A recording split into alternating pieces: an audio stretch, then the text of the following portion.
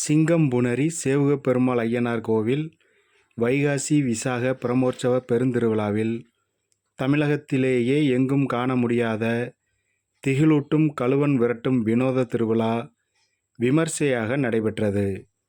உடல் முழுக்க கருப்பு சாயம் பூசி முகத்தை மறைக்கும் ஜடாமுடி அலங்காரம், கோரமான உருவத்தில் திகிலூட்டும் தீவட்டியுடன் நள்ளிரவில் பரபரப்பாக கழுவனை விரட்டி உற்சாகமடைந்த ஆயிரக்கணக்கான இளைஞர்கள் பட்டாளம். சிவகங்கை மாவட்டம் சிங்கம்புணரியில் அருள்பாலிக்கும் அருள்மிகு சேவுகப்பெருமாள் அய்யனார் ஆலயத்தில் வைகாசி விசாக பிரமோற்சவ பெருந்திருவிழா கடந்த மே 11ஆம் தேதி ஞாயிற்றுக்கிழமை காப்பு கட்டுதல் கொடியேற்றத்துடன் பெருந்திருவிழா துவங்கியது. அதைத் தொடர்ந்து 6ஆம் நாள் திருவிழாவில் நள்ளிரவு தமிழகத்திலேயே எங்கும் காண முடியாத திகிலூட்டும் கழுவன் விரட்டும் வினோத திருவிழா நள்ளிரவில் வெகு விமர்சையாக நடைபெற்றது.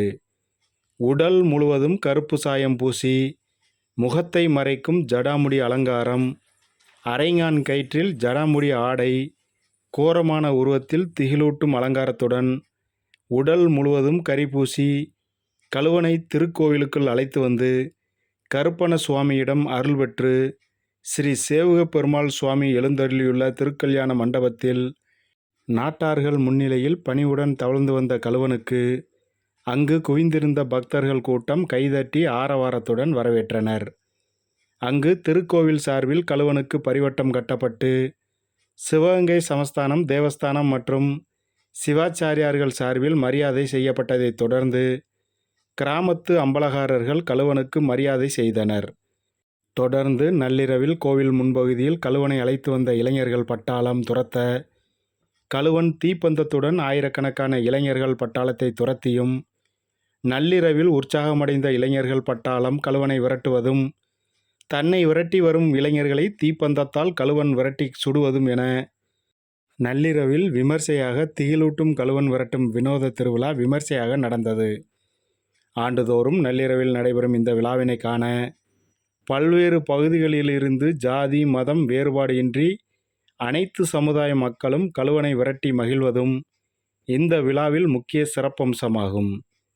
கழுவன் விரட்டும் திருவிழாவில் ஊர் எல்லையில் படுத்து உறங்கிய கழுவனும் கழுவச்சியும் சேவுகப்பெருமாள் அய்யனாரின் தேர் ஏறி இறங்கியதாக ஐதீகம்.